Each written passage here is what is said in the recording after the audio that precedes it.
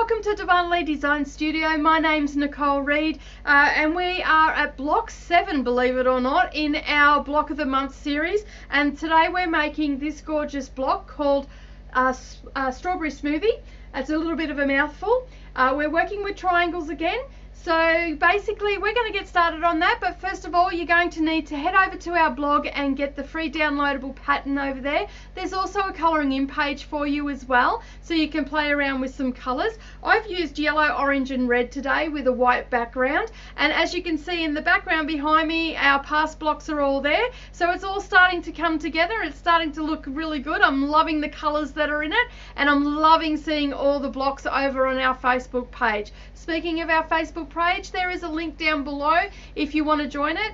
Basically you just click that link and one of the admins will approve you pretty much straight away. We've got some people over in the United States and some people here in Australia that approve people on a daily basis. So click that link, head on over, and let's get started on making our block so you've got something to share.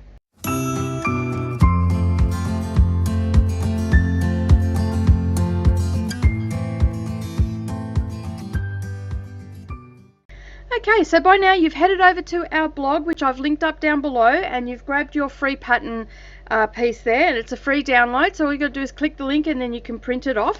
Alternatively, it is also written up on our blog, so you can just have it open on your iPad or your tablet or your mobile device. Okay, so the first things that you want to do is you want to prep your fabric. So by prepping I mean you want to give it a good press and you want to give it a good starching before you even start cutting. So cut A is 2 5/8 squares and you want 4 of those.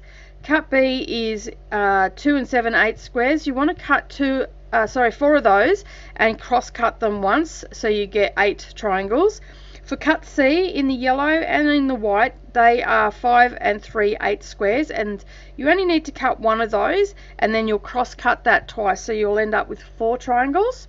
Then for cut D, that's just a square, and it is 4 5/8.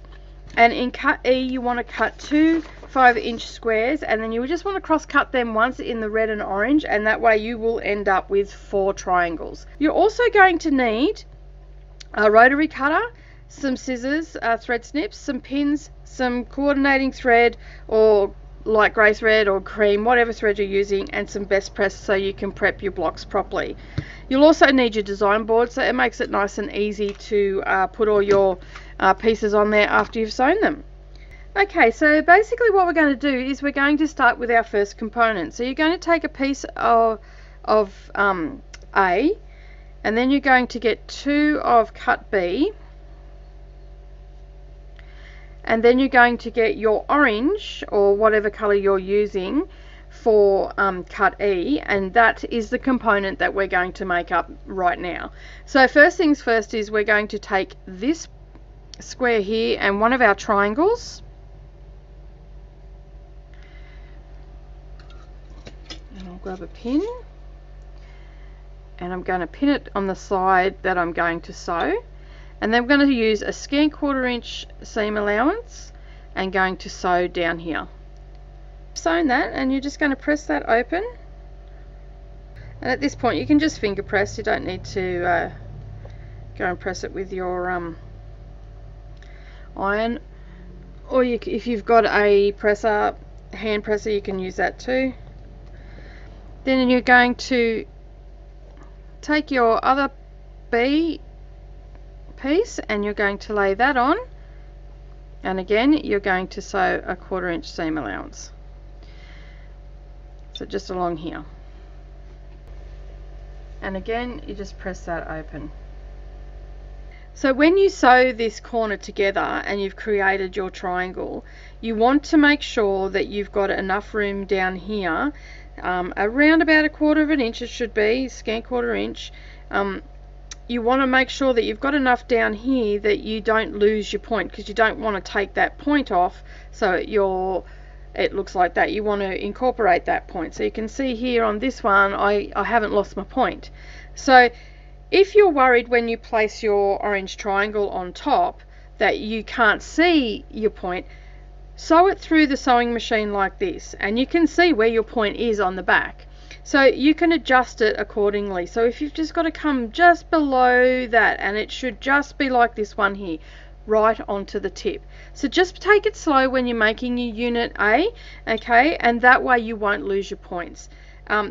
Reduce your stitch length down again, because we are actually pressing our seams open, and it just makes, I find pressing your seams open, especially on these types of units where you've got lots of points coming in and little dog ears and stuff like that, it can be quite bulky. So, and I find that I lose my points more often than not than actually opening them up.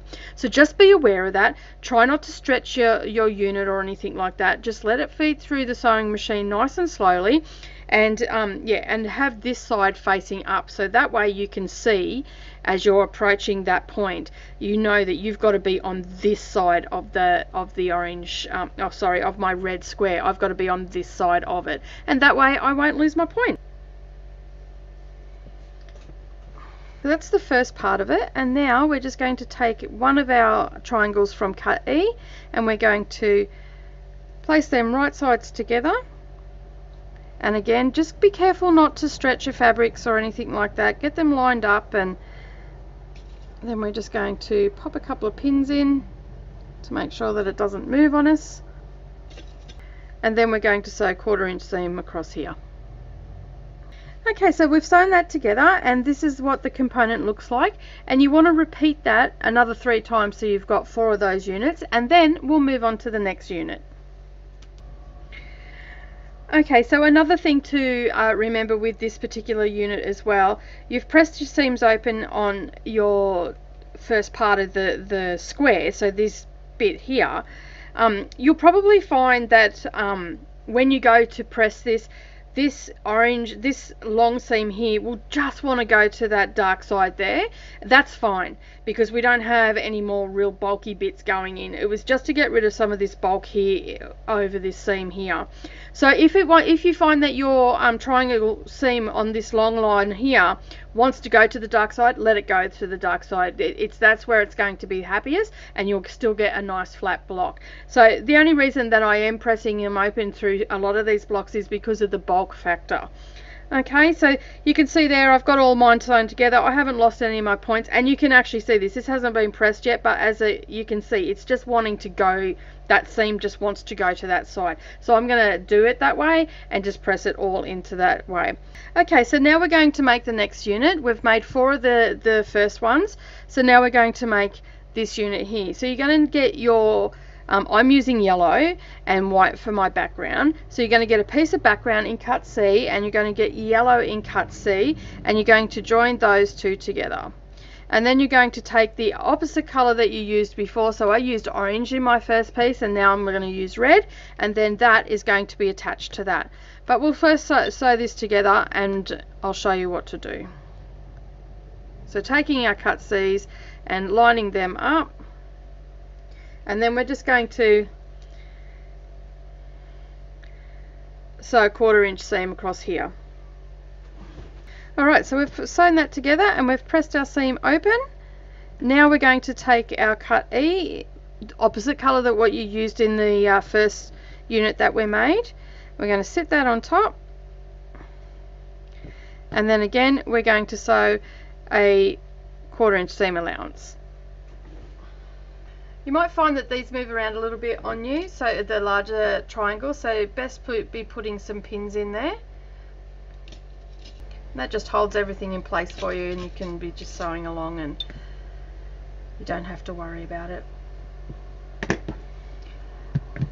And there we go, that is our unit B. So basically now what we've got, so we have unit A and unit B, and basically now what we're going to do is assemble the rest of our block. You need 4 of these and 4 of these in the same pattern, and then we can sew it all together. Okay, so I've got the block all laid out, and now what I'm going to do is I'm going to sew row 1, row 2 and row 3, and I'm going to work from left to right. So basically everything has been made and laid into place, and that way I'm not going to get lost. So I take my first part of the row and then I just lay this on top, making sure that my seams are all lining up and everything like that. So you can see there, I just lay them on top and make sure that they're all butting up against one another, and then I'll pop a pin in there to make sure that it doesn't move on me.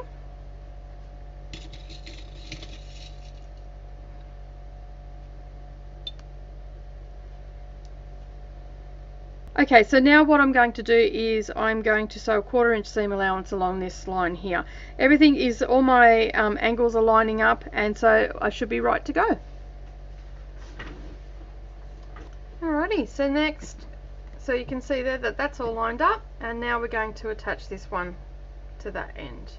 And again, lining our seams up.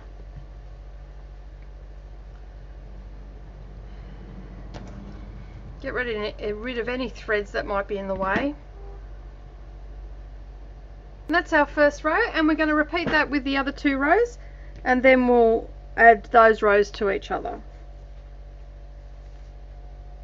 Alright, so our 3 rows are now sewn together, and now we're going to attach them to each other. So you're going to take row 1 and row 2, and you're going to lay row 2 on top of row 1, and you're going to line up all your seams and your diagonals, and you're going to pin the heck out of this one, because this will move a little bit on you if you're not too careful. So my advice would be to put a pin in each of your seams, so the diagonal ones here and here, and also your center ones, and also put a pin in between.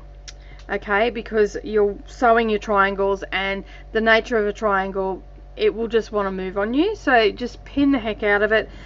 If you find that your big quilting pins are giving you a little bit of problem and you've got some dressmaking pins, use some of those. My pins are quite fine, so I don't have any issue with that.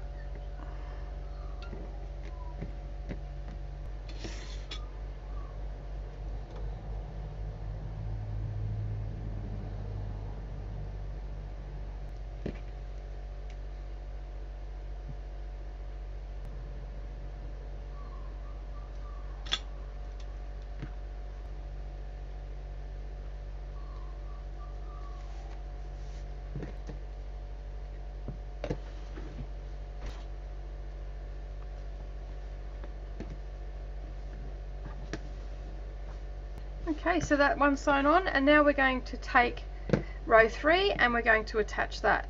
Doing exactly the same thing, making sure that we pin and align all our seams up and everything like that, including our diagonals on the end.